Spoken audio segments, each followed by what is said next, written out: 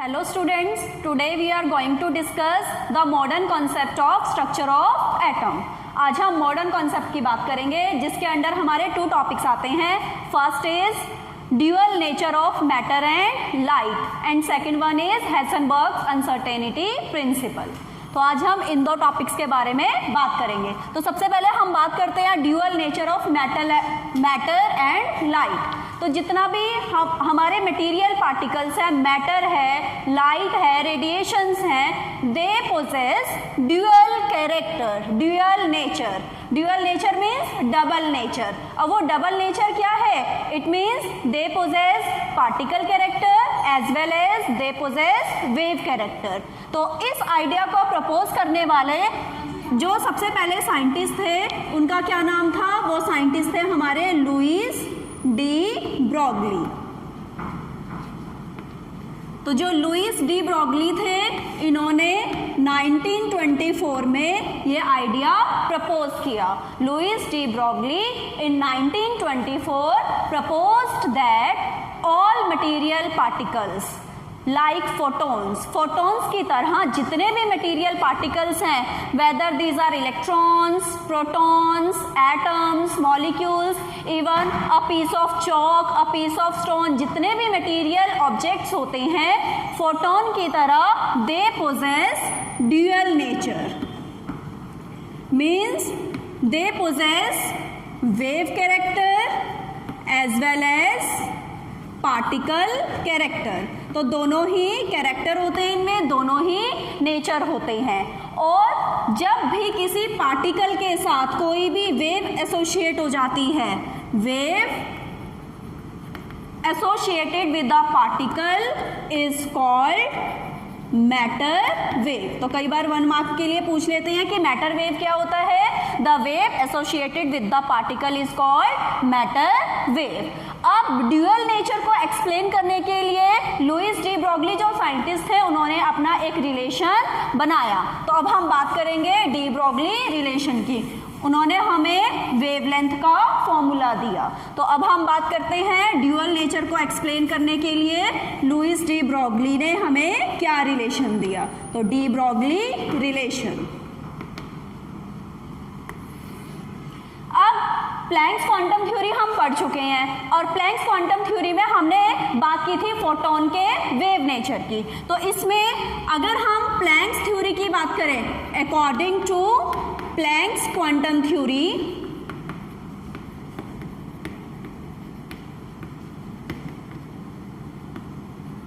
The formula of energy is equal to h nu, जो कि हम ऑलरेडी डिस्कस कर चुके हैं. लेकिन ये कब है?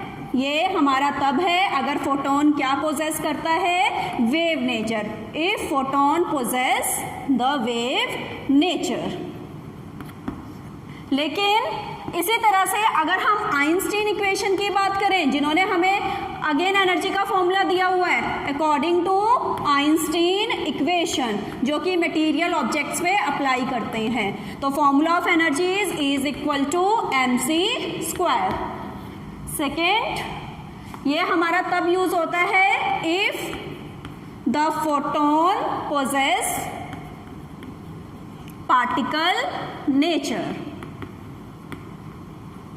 अब हम बात कर रहे हैं, डी ब्रॉगली ने बोला कि कोई भी मटेरियल ऑब्जेक्ट है, दोनों ही कैरेक्टर पोजेस कर रहा है, वेव भी और पार्टिकल भी, और दोनों के एनर्जी के फॉर्मूले हमारे पास हैं. तो from equation 1 and 2 we will get h nu is equal to mc square. अब न्यू का फॉर्मूला हमें पता है, न्यू क्या होता है हमारा c बाई लैम्डा. तो हमने फॉर्मूला पुट कर दिया न्यू का, तो h c by lambda is equal to mc square. अब इसे फर्दर सॉल्व करेंगे तो c टू c कैंसिल हो जाएगा, हमारे पास आया h by lambda is equal to mc. और फिर हमारे पास लैम्डा का फॉर्मूला आ गया, lambda is equal to h upon mc. तो यहाँ से डी ब्रॉगली ने हमें एक फॉर्मूला दिया वेवलेंथ निकालने का, lambda is equal to h by mc. h हमें पता है प्लैंक्स कांस्टेंट, m हमारा mass of the particle, c velocity of light. लेकिन अगर लाइट की बजाय कोई भी मटेरियल पार्टिकल है, इलेक्ट्रॉन है, प्रोटॉन है, तब हम c की जगह क्या लिख सकते हैं? और this relation can be written as lambda is equal to h by mv. एक ये फॉर्मूला हो गया. और तीसरा m into v, we already know that mass into velocity क्या होता है, मोमेंटम। तो lambda is equal to h by p, क्योंकि हमें पता है p क्या है हमारा, लीनियर मोमेंटम, जो कि क्या फॉर्मूला होता है, linear momentum is equal to mass into velocity. तो जो ये तीन रिलेशन हमारे पास आए, इनको हम बोलते हैं de Broglie equation, and this wavelength lambda is called de Broglie wavelength. और इस रिलेशन से हमें एक और चीज पता चली, क्या पता चली, कि जो हमारी वेवलेंथ है वो वेवलेंथ किसके इनवर्सली प्रोपोर्शनल है, wavelength is inversely proportional to linear momentum of the object, और wavelength is inversely proportional to velocity of the object.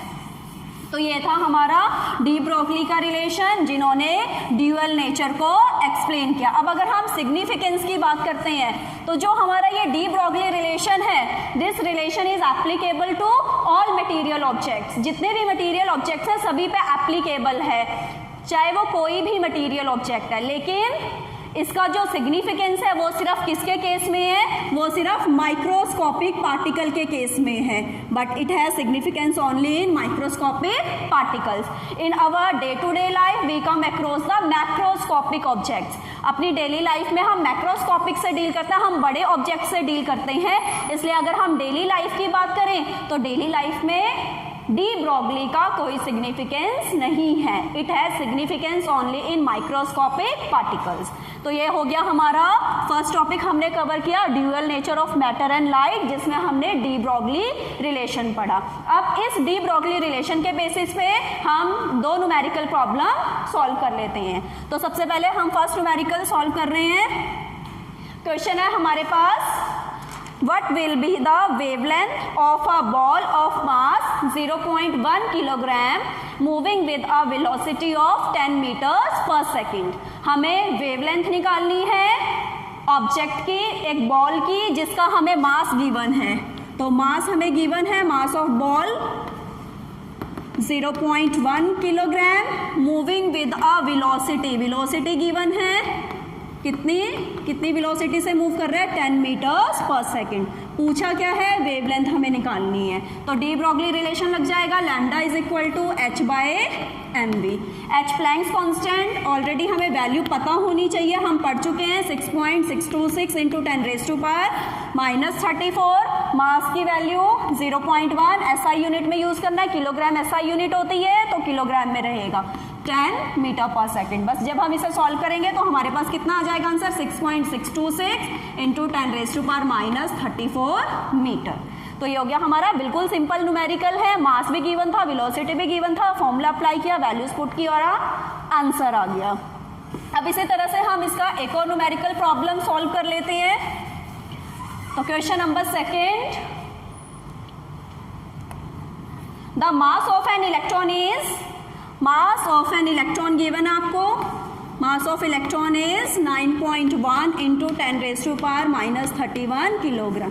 कई बार मास गिवन नहीं होता, इलेक्ट्रॉन बोल दिया, मास गिवन नहीं है, लेकिन ये हमें वैल्यू लर्न होनी चाहिए क्योंकि हम पढ़ चुके हैं जब हमने इलेक्ट्रॉन का कॉन्सेप्ट पढ़ा था। If it's kinetic energy is, kinetic energy हमें गिवन है कितनी, 3 इंटू 10⁻⁻25 जूल।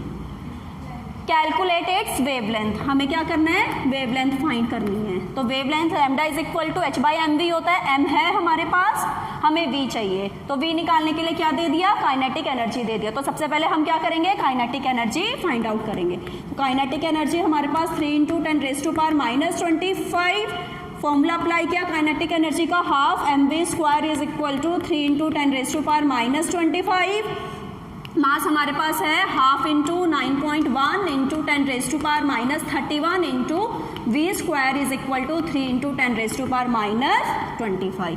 तो यहाँ से v² निकालेंगे, 3 इंटू 10⁻⁻25 डिवाइडेड बाय 2 पर चला जाएगा, और 9.1 इंटू 10⁻31। और ये v² है, अगर हमें v चाहिए तो क्या हो जाएगा, का रूट निकाल देंगे। तो जब हम इसको सॉल्व करेंगे तो यहाँ से वेलोसिटी हमारे पास आ जाएगी 812 मीटर पर सेकेंड। तो वेलोसिटी आ गया हमारे पास। अब हमें क्या चाहिए, हमें लैम्डा निकालना है, फॉर्मूला अप्लाई किया, lambda is equal to h by m v. Now we have all the values. By putting the given values, value of H 6.626 into 10 raised to power minus 34, mass 9.1 into 10 raised to power minus 31 into velocity अभी अभी हमने find out किया है 812 and इसे further solve कर लेंगे और solve करके हमारे पास फाइनल आंसर आ जाएगा। वेवलेंथ हमारे पास आ जाएगी 8967 into 10 raise to power minus 10 metre. अगर आप इसे नैनोमीटर में कन्वर्ट करना चाहते हैं तो नैनोमीटर हो जाएगा। अगर डेसिमल लगाएं 896.7 इंटू यहाँ से 0 कम हो जाएगी 10 रेज टू पावर माइनस 9 हो जाएगा और ये नैनो होता है तो हम इसको और क्या लिख सकते हैं 896.7 नैनोमीटर। तो ये यहाँ पे हमारा एक कॉन्सेप्ट खत्म हो गया, dual nature of matter and light. अब इसी में ही हमारा जो सेकंड कॉन्सेप्ट आता है वो है हमारा हेसनबर्ग्स अनसर्टेनिटी प्रिंसिपल। तो नाम से ही इंडिकेट हो रहा है इसका हेसनबर्ग। तो साइंटिस्ट कौन थे? हेसनबर्ग ने ये प्रिंसिपल प्रपोज किया था। तो हेसनबर्ग ने क्या बताया था हमें? This principle states that it is impossible to measure simultaneously both the position as well as the momentum of small objects with absolute accuracy or certainty। Means क्या स्टेटमेंट थी प्रिंसिपल की कि किसी भी स्मॉल ऑब्जेक्ट की position और उसके momentum को साथ साथ एक्यूरेसी के साथ मेजर करना इम्पॉसिबल है, हम नहीं कर सकते। If we are making attempts to measure one of them with absolute accuracy the other will become less efficient. कि अगर हमने कोशिश भी करी, अटेम्प्ट्स भी किए कि दोनों में से हमने सपोज पोजीशन को एब्सोल्यूट एक्यूरेसी के साथ मेजर कर लिया तो जो सेकेंड टर्म बची वो अपने आप ही क्या हो जाएगी? वो अपने आप ही लेस एफिशिएंट हो जाएगी। इसी तरह से अगर मैंने मोमेंटम को एक्यूरेसी के साथ मेजर कर लिया तो जो पोजीशन है वो लेस एक्यूरेट हो जाएगा। मींस दोनों को ही एक्यूरेसी के साथ मेजर नहीं कर सकते। ये हेसनबर्ग की स्टेटमेंट थी इस प्रिंसिपल की। उसके बाद क्या किया उन्होंने? इस प्रिंसिपल को वेरीफाई किया और वेरीफाई करने के बाद उन्होंने हमें एक फॉर्मूला दिया और वो फॉर्मूला क्या था? According to this principle the product of uncertainty in position, जिसे हम डेल्टा एक्स से रिप्रेजेंट करते हैं, डेल्टा यहाँ पे अनसर्टेनिटी दिखा रहा है, तो the product of uncertainty in position and uncertainty in momentum, जिसे हम डेल्टा पी से रिप्रेजेंट कर रहे हैं, इज ऑलवेज कांस्टेंट। वो हमेशा कांस्टेंट रहता है एंड इज इक्वल टू और greater than h upon 4 pi. तो h अपॉन 4 पाई के इक्वल भी हो सकता है और ग्रेटर भी हो सकता है। तो यहाँ से हमें क्या स्टेटमेंट मिली? The product of uncertainty in position means delta x into uncertainty in momentum that is delta p is equal to और greater than h upon 4 pi. तो इक्वल टू और ग्रेटर देन का साइन है। इस तरह से जब हम डेल्टा p का फॉर्मूला ओपन करेंगे तो p हमारा m इंटू वी होता है, तो डेल्टा p मास तो बॉडी का कांस्टेंट रहता है, तो क्या हो जाएगा m delta v greater than equal to h upon 4 pi. तो उन्होंने हमें ये मैथमेटिकल फॉर्मूला दिया delta x into m delta v greater than equal to h upon 4 pi, और इसी फॉर्मूला को हमने आगे न्यूमेरिकल में अप्लाई करना है। तो ये था हमारा हेसनबर्ग अनसर्टेनिटी प्रिंसिपल कि हम दोनों चीज़ों को एक्यूरेसी के साथ मेजर नहीं कर सकते और फिर हम ये वाला फॉर्मूला अप्लाई करते हैं।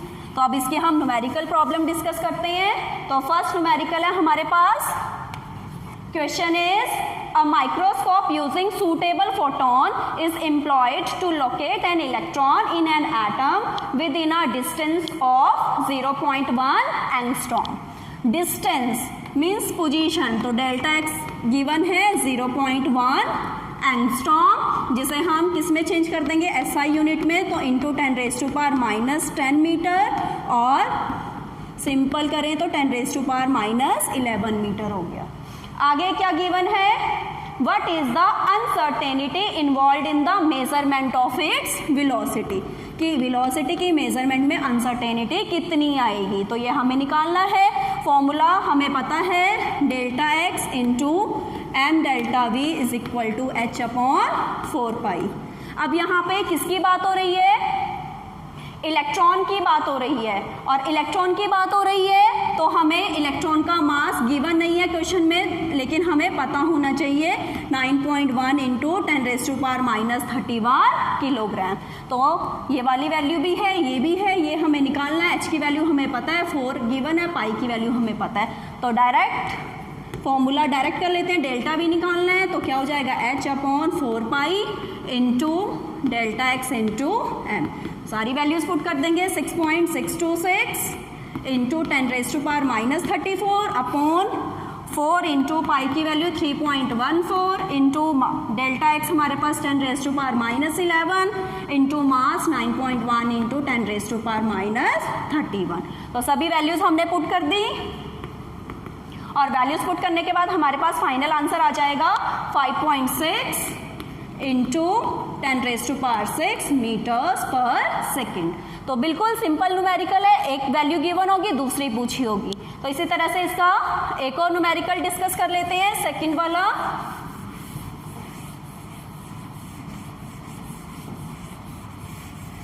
Question number second, a golf ball has a mass of 40 gram. Mass given है m 40 gram, speed of 45 metre per second. अभी स्पीड गिवन है 45 metre per second. If speed can be measured within accuracy of 2%। वो speed की बात कर रहा है कि जो स्पीड को मेजर किया है कितनी एक्यूरेसी के साथ मेजर किया है? 2% की एक्यूरेसी के साथ मेजर किया है। तो अनसर्टेनिटी कितनी आ जाएगी? डेल्टा वी 45 थी और 45 का 2%, तो कितना आ जाएगा? 0.9 मीटर पर सेकेंड। तो डेल्टा वी की वैल्यू हमें यहाँ से पता चल गई, 2% एक्यूरेसी के साथ हमारी वैल्यू थी। Calculate uncertainty in position. Uncertainty in position निकालना है, यानी कि डेल्टा एक्स निकालना है। बस सिंपल डायरेक्ट फॉर्मूला अप्लाई करो, delta x into m delta v is equal to h upon 4 अब यहाँ पे क्या निकालना, हमें डेल्टा एक्स निकालना है। तो delta x as it is रहेगा और एम डेल्टा वी दूसरी साइड चला जाएगा। तो 4 into m into delta v, सारी वैल्यूज हैं हमारे पास, बस वैल्यूज पुट करनी है। थोड़ी कैलकुलेशन लेंथी होगी, अदरवाइज बहुत सिंपल न्यूमेरिकल है। दोनों टॉपिक के सभी वैल्यूज गिवन होती है, डायरेक्ट फॉर्मूला अप्लाई करना है, वैल्यूज रखनी है और बस आपको कैलकुलेशन करना है। एम मास कितना था? 40 ग्राम। अब मैंने बोला था एसआई यूनिट में लेना, ये ग्राम है, लेकिन मास की एसआई यूनिट किलोग्राम होती है, तो ग्राम को किलोग्राम में चेंज कर देंगे। तो 40 इंटू 10⁻³ किलोग्राम हो जाएगा। तो एसआई यूनिट में हमें सारी चीज़ें यूज़ करनी है। तो 40 इंटू 10⁻³ हो गया, और डेल्टा भी अभी निकाला हमने 0.9। तो बस ये आ गया, सारी वैल्यूज पुट कर दी हैं। अब क्या करेंगे, फाइनली इनको कैलकुलेट कर देंगे, और कैलकुलेशन के बाद हमारे पास इसका फाइनल आंसर आ जाएगा 1.46 इंटू 10⁻³ और पोजीशन है तो यूनिट लग जाएगी मीटर। तो ये आज ये 2 टॉपिक डिस्कस किए हैं, इनको रिवाइज कर लेना, और अगर इनमें कोई डाउट होंगे तो उसे पूछ लेना। Thank you.